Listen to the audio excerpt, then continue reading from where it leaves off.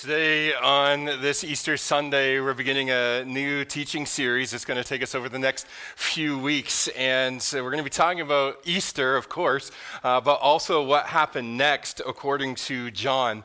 Now, John is the author of what we call the Gospel of John, which is one of the books of the New Testament. And John was a fisherman who became a Jesus follower, who was a witness, an eyewitness to the events of Jesus' life, to the things that he did, the things that he taught. He also became the author of his gospel, but also 4 other New Testament books. And so when we talk about John, we're talking about a guy who knew what happened. And John records for us a lot of things about the life of Jesus. And starting today on this Resurrection Sunday, we're going to begin with that story and then talk about some of the resurrection stories that follow. And we're going to deal with issues of evidence of the resurrection, issues of the doubts that people experienced even in Jesus' day. We're going to talk about issues of forgiveness and restoration, of comparison, and all of the rest. These are things that are wrapped up in the resurrection story of Jesus. But for today, I want to start with what lies at the center, the heart of our faith, because everything hinges on this day and on this moment. And the thing about the resurrection of Jesus is that, yes, we would say that the Bible says that Jesus was raised from the dead.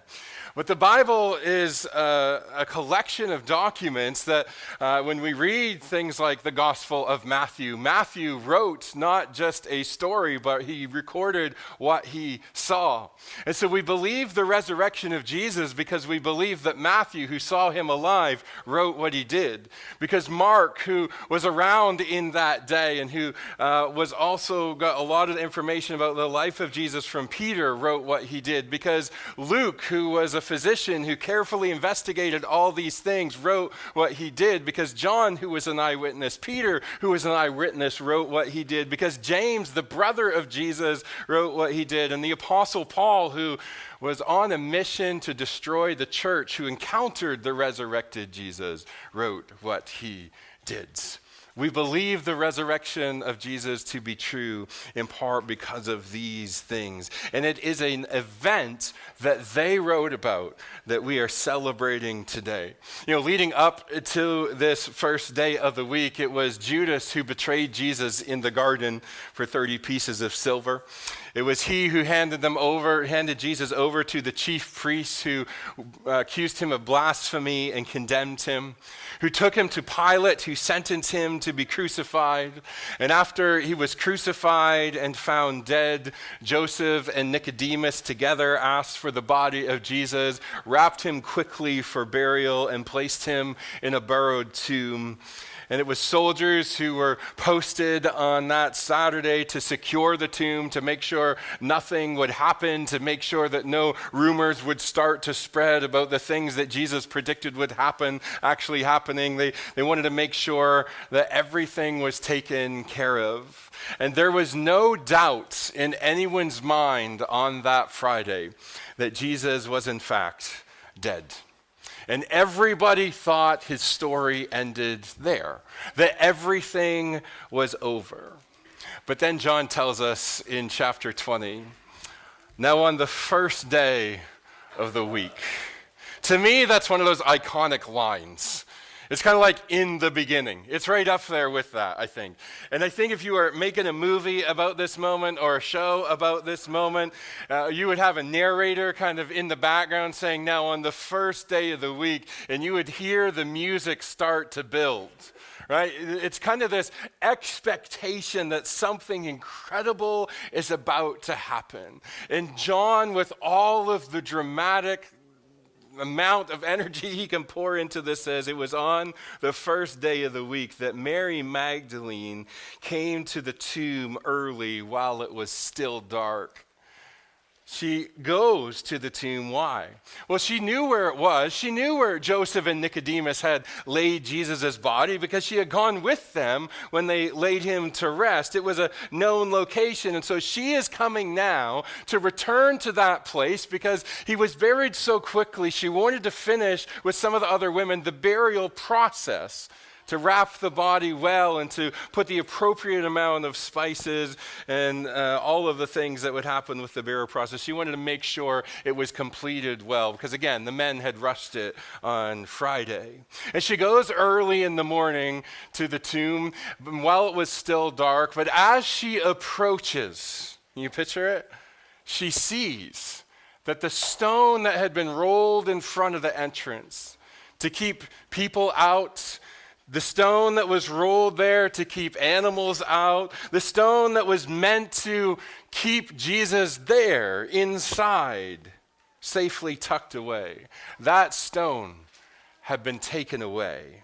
And so she, in her shock, I imagine, in her unexpected state, perhaps even mixed with some terror about what in the world has actually happened here, she turns and she runs back, it says in verse 2, so she ran and went to Simon Peter and the other disciple because they should know what to do. And she says to them, it's Peter and this disciple that Jesus loved, this is John writing himself in the story without actually using his own name, right? So Peter and John, she comes back and she tells Peter and John, hey, there's a big problem. They've taken the Lord out of the tomb and we don't know where they have laid him. Someone has removed the body. Now, not only was this probably disturbing for them, as it would be for most anybody, it was also a criminal offense to remove a body from a grave. You could be put to death for such things. And so as Peter and John hear what Mary has to say, they get up to go and see for themselves. And so John tells us in verse 3, he says this, the next verse, and so Peter went out with the other disciple and they were running toward the tomb and they were running together, but the other disciple outran Peter and reached the tomb first. And I love this because there's just a little bit of levity to the story here where John, as he's writing his gospel, gives a little jab to Peter. I actually beat him there. I am the faster one. This is written in for all time's sake so that other people who talk about this story can point it out that I was faster than Peter. The other disciple outran Peter and he reached the tomb first. But when he got there, what does it say that happened? Well, John stops to look in. He doesn't go running into the tomb. He stops at the entrance in the doorway and he peers in, and when his eyes adjust, he sees the linen cloths lying there. That is the cloths that would have been around Jesus' body, what they would have wrapped him in to lay him in the tomb. And then Peter came, following along eventually, and he catches up and he goes straight into the tomb. He kind of busts through the door, as it were. This is characteristic of Peter. He's not cautious. He's less hesitant. He just kind of goes right in. And he saw the linen cloths lying there and the face cloth that had been on Jesus' head, not lying with the linen cloths, but what? Folded up in a place by itself. It's interesting that John would note this detail. Why? Because this is not the hurried work of grave robbers. This is not the quick work of somebody who's trying to snatch a body out of a tomb. Someone took their time. Someone folded up part of the face cloth and laid it in its place. This is an orderly scene. There's a deliberateness to what happened here. And so when Peter sees these things, and I'm sure he and John kind of quickly talked it over. Do you see what I'm seeing? Are we seeing the same thing? Yeah. Well, what happens in verse 8? It says this, that the other disciple who had reached the tomb first, again, John, he also went in then with Peter, and he sees what's there. And it says they saw and they believed. But what is it that they believed? Because he says, for as yet, they did not understand the scripture that he must rise from the dead. Well, what did they believe? Well, they believe based on the evidence of what they see that what Mary told them was in fact true. Because that was the question. Mary, surely that's not what you saw. We got to go check this out for ourselves. And so they go and they discover, yes, Mary told us what is actually true. The stone has been moved, and now we've realized that the body is not there. But then John adds this detail. Well, they did not he and Peter, understand the scriptures. Now, if you're making up a story like this, you don't write that you didn't get it. You want to write, we had so much faith that we on the spot believed Jesus. We remembered what he said, and we just always expected this, by the way, his faithful followers that we are. We were ready to just, yes, we knew what happened. But John says, honestly, we didn't understand it all yet. We didn't understand completely what it meant that Jesus was going to be raised from the dead, even though he had said multiple times that this is what was going to take place. You see, on that first Easter Sunday, nobody expected nobody.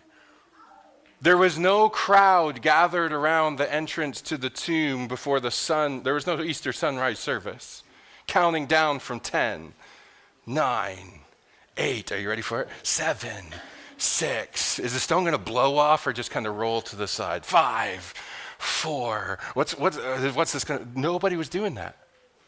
There was no countdown.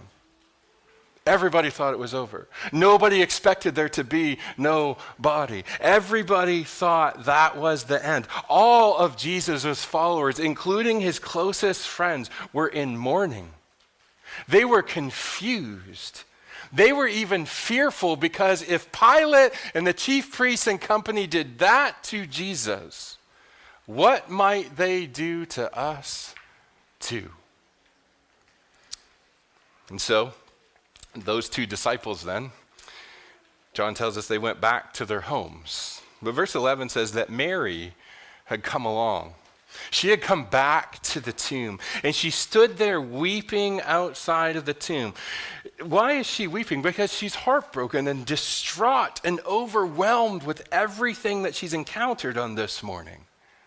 And so she now, while earlier had just seen the stone rolled away, and in her haste and terror and not understanding what had taken place, without looking in, she had run back. But now she's come back to the tomb, and here she goes to see for herself. She looks into the tomb, in through where she noticed the stone had been rolled away earlier. And when Mary looks inside the tomb, here's what she discovers. She saw two angels in white, sitting there where the body of Jesus had lain, one at the head and one at the feet. Now, if you're thinking, hey, that seems a little too fanciful. Okay, for one thing, we've got a claim of a resurrection, and for two, now there's angels in the story. Is that really what we're talking about today? I would just submit this to you. If you've never seen an angel, it doesn't mean that they don't exist. In all four Gospels, of those who were there, of those who had talked to the eyewitnesses, of those who carefully investigated all these things, every single one of them say there were angels who showed up at this tomb. And they've showed up in loads of other places as well. And so here are these two angels sitting in the tomb, and they look at Mary with some confusion, and they say to her, "Woman, why are you weeping? Why are you crying?" They're a bit confused as to her emotional state. And she said to them, "Well, they have taken away my Lord, and I do not know where they have laid him." There is a problem. As if his death wasn't enough, now someone has taken away the body. Verse 14. And having said this, she now from inside the tomb where it's dark, again, and her eyes have adjusted, she turns around and she sees Jesus standing, but she did not know that it was Jesus. Again, if you're making this up, you don't write it into the story in this way. Why did she not know it was him? Why did she not recognize him? I think for probably a couple reasons. One, as I said, she's standing in a dark tomb, and her eyes haven't adjusted to what she's seeing with the light yet. You know how you wake up in the morning sometimes and you still don't see things that are going on? Because your eyes haven't adjusted, or you step into a room with different lighting and it takes a second for you to kind of figure out who's who and what's what. She doesn't recognize it's Jesus. It could be that, or it could just simply be the fact that she is not expecting to see him standing there. So she didn't know it was him.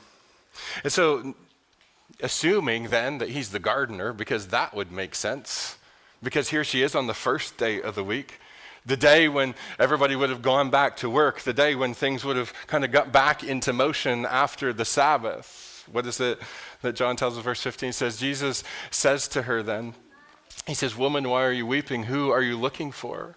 And she supposes again that he's the gardener, that he's come to start his work, to trim the flowers and take care of the grass and to kind of clean things up. And she says to him, "Sir, if you've taken him away, tell me where you have laid him, and I will take him away. If there's a problem here about the burial, about the grave, I will find a new place to bury him. I can do that. Just please tell me where you've put the body." And then verse 16 comes this tender moment where Jesus simply calls her by name. And he says, "Mary." And that's all it took. Hearing her name from him, she realizes all of a sudden whose voice it is that she's hearing. Can you imagine what this moment must have been like for her?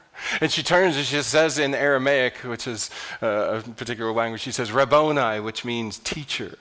She recognizes that she's talking to Jesus, and it is now him who is standing alive in front of her, and she is overcome with joy, and she rushes to give him a hug. And Jesus then responds to her in this beautiful moment, and he says to her, "Do not cling to me, Mary.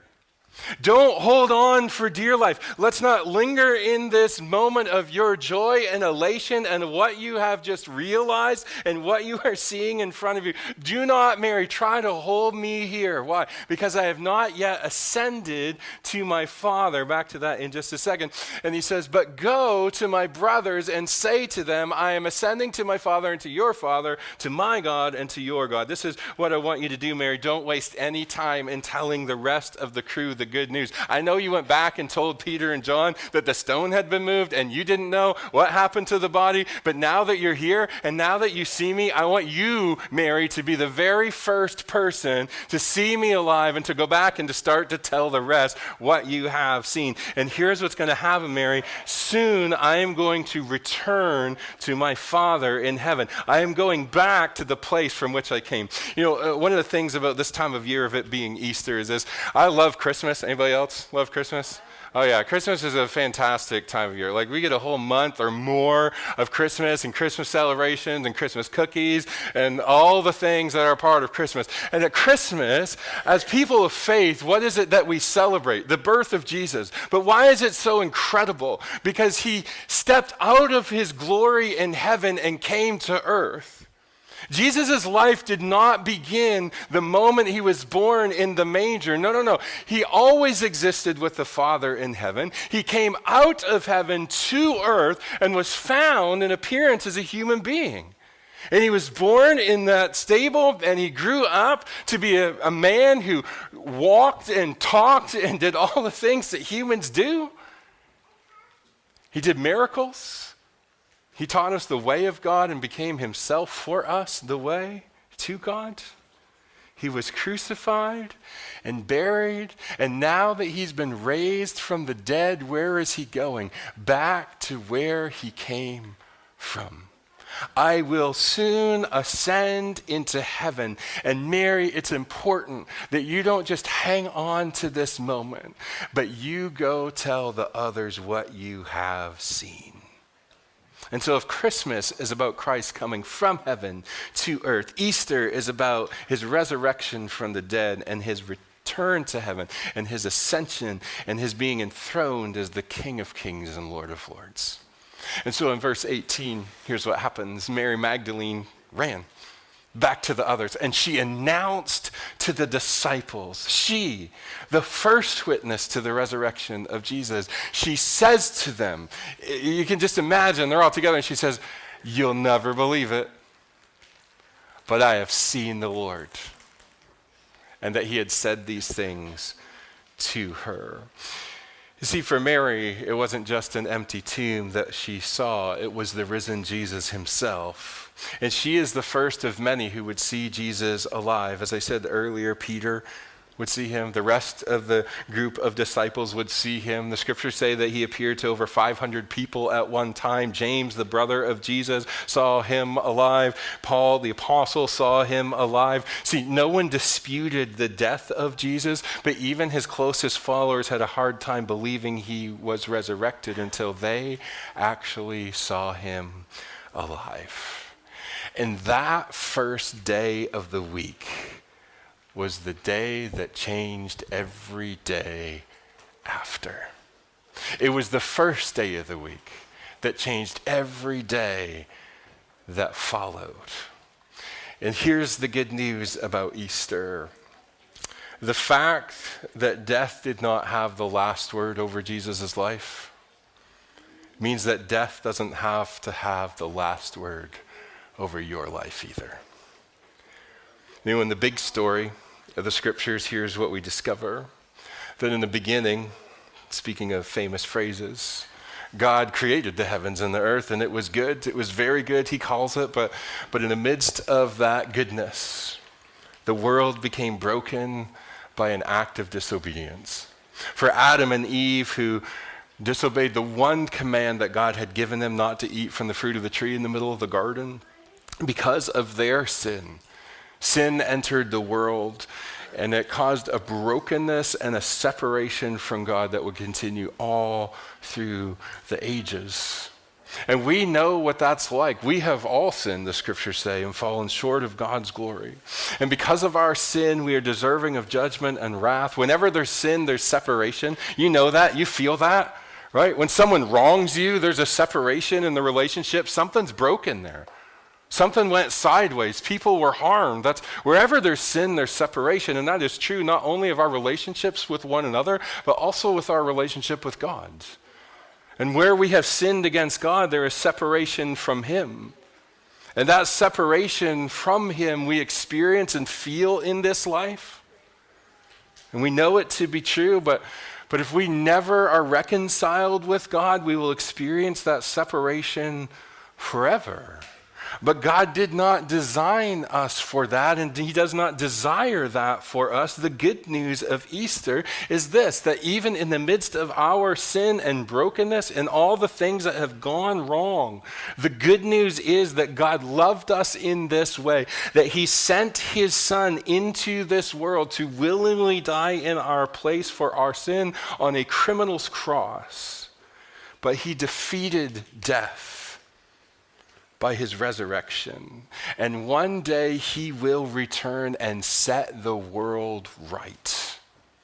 He will establish his kingdom and his reign and rule forever, where there is no more sorrow, there's no more shame, there's no more guilt, there's no more any of it. Every single tear will be wiped away, and we will know the joy of the presence of God in its fullness, in the fullness of his kingdom when one day he returns. But until then, we live in the in-betweens of Easter and of his return. And the invitation for us today, the response that we ought to have to the great love and kindness of God to rescue us from sin and death and shame by defeating death itself and giving us a place in his kingdom, the response we should have is to turn to him, to turn from our sin, to turn from all of our disobedience, all of our going our own way, all of the things that pull us apart in our relationship with God and with others,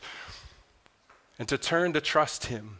And we will be saved from the wrath of God to come, from the judgment we deserve, and we will know eternal life that begins today, and we will find a home in heaven with him forever. And the good news of Easter, friends, is this, that our only hope in life and death is Jesus.